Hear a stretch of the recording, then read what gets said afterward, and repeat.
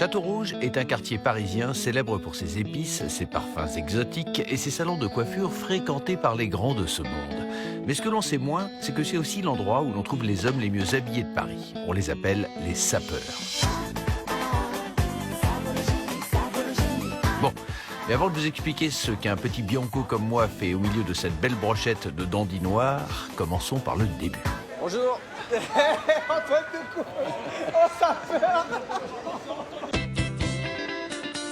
Né au Congo, la culture de la sape part d'une philosophie assez simple. Même si la vie est dure, qu'on travaille beaucoup et qu'on gagne peu d'argent, il n'y a aucune excuse pour ne pas s'habiller comme un roi.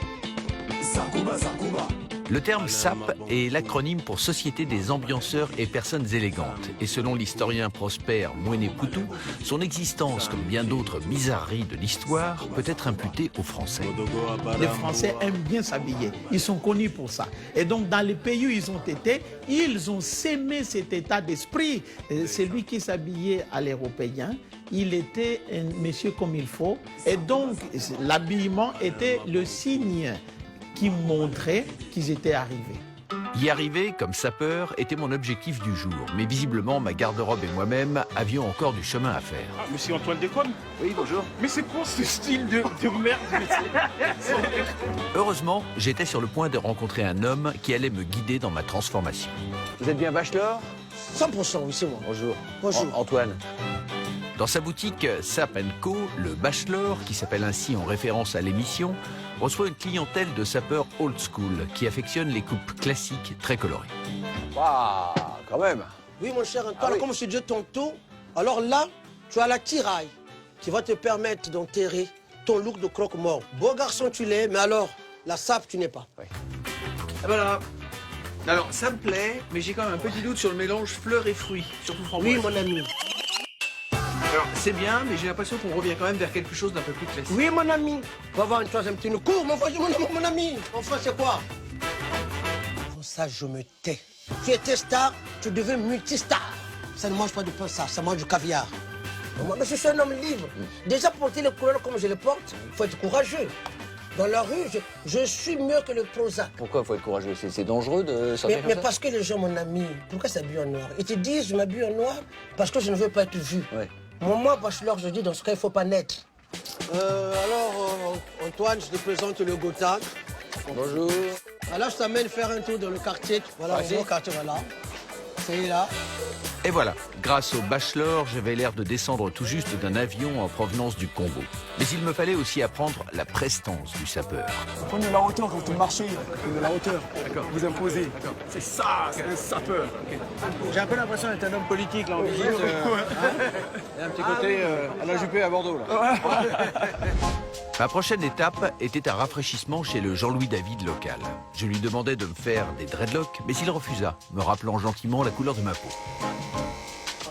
Ici, les sapeurs étaient plus jeunes et arboraient un style très différent. Ce qui semblait leur importer n'était ni les couleurs, ni la coupe, mais avant tout les marques. Quelle importance à la marque? Parce que je vais pas débarquer comme ça, ça marque. Je vais pas débarquer comme ça, t'es pas un sapeur. L'hommage aux marques de mode, on le retrouve aussi dans ce récent morceau de Maître Gims, sapé comme jamais. Tout sapeur qui se respecte doit acheter au moins 4 tenues de designer par an, chacune coûtant entre 2000 et 5000 euros. Tout en mochino. Il y a des blousons mochino. Chaussures Versace, blouson cuir Versace.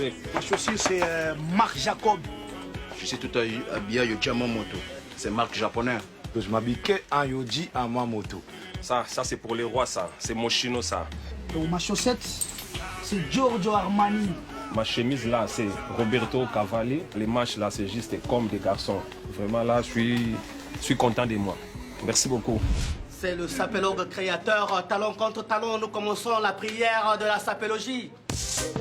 Plus tard dans la soirée, les deux écoles de la SAP se retrouvèrent pour un défilé de sapeurs. Ils étaient là pour montrer leurs fringues, leur allure et partager leurs réflexions sapologiques. Bon, je ne veux pas trop parler, je ne veux pas trop divaguer, ni extrapoler. Je m'appelle le Félicien de du mois de Caprisoni, le Vladimir Poutine congolais, l'homme qui fait la loi en matière de la sape. Tu m'énerves. Quand je te vois, tu te présentes comme sapeur, tu t'habilles mal, ça m'énerve. La soirée décolla vraiment lorsque je me mis à chanter des chansons dont je ne connaissais pas les paroles. L'action continua dans la rue où une journaliste, la Claire Chazal congolaise, tournait un sujet sur la scène des sapeurs parisiens. Et je suis ravi de vous dire que cette scène se porte mieux que jamais. Et comme vous pouvez le voir, elle a une heureuse nouvelle recrue.